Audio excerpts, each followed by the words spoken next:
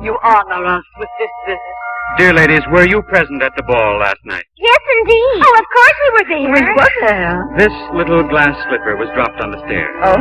The princess who wore it delighted my eyes, but she's quite disappeared. Would you try it for size? For the girl who can wear it will dance at my side, my beautiful, beautiful princess and bride. Bella, pull your toes together and make the shoe fit.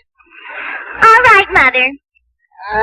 Harder, harder. Oh, I'm sorry, dear Mother. My foot just won't go in. The slipper's so tiny I can't get my toe in. Oh, then fold up your arches, Gisella, and squeeze. Squeeze!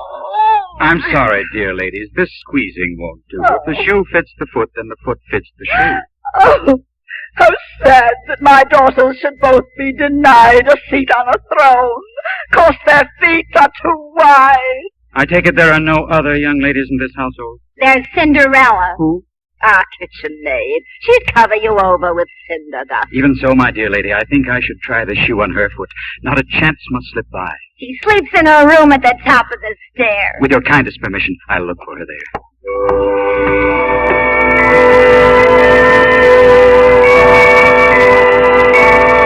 And so the prince climbed the steep stairs to the garret room where Cinderella slept. And he knocked on the door. Miss Brown? Lucinda? But I'm just coming to the best part of the story. But I've got something for you. Let me come in. Who is it? It's Joe from McCloskey's shoe store. Oh, excuse me, Joe. Hello. Come in. Thank you. You know the funniest thing? I was reading Cinderella where the prince comes to try the glass slipper on her foot, and he knocks on the door, and just then you knocked. Well, I don't have a glass slipper, but I do have a shoe that you can see straight through. How'd you find me? Just like the prince in your story from your shoe. Look. Oh, the rejection slip from Real Romances magazine. I stuffed that inside my shoe to keep my stocking off the sidewalk. It's lucky the editor had your address on the rejection slip. You see, I wanted to give you the other new shoe. Oh, you can't. You'll get in trouble.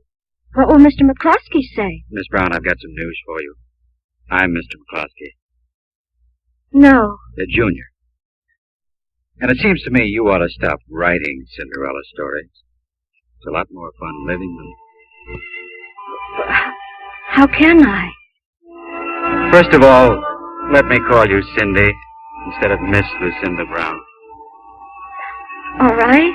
And then appoint me your private and personal Prince Charming, with the exclusive right to take you dancing on Thursday nights, which this just happens to be. Oh, I'd love to, Your Highness. I was beginning to think that stories like Cinderella were strictly once upon a time. But I guess a girl can still find a Prince Charming nowadays, even in a shoe store. And you never can tell how a thing like this will wind up. Oh, yes, you can. These stories always end the same way. And they lived happily ever after.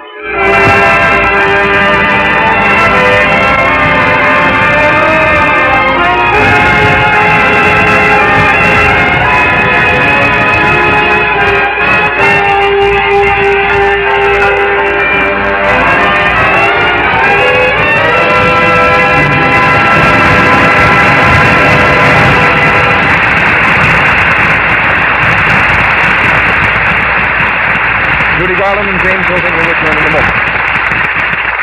There's something eternally young and lovable about the story of Cinderella. We can read it or hear it, and then go back to our workaday world with renewed spirits. Not outwardly changed, but with a little softer expression around our eyes, a little warmer glow in our hearts.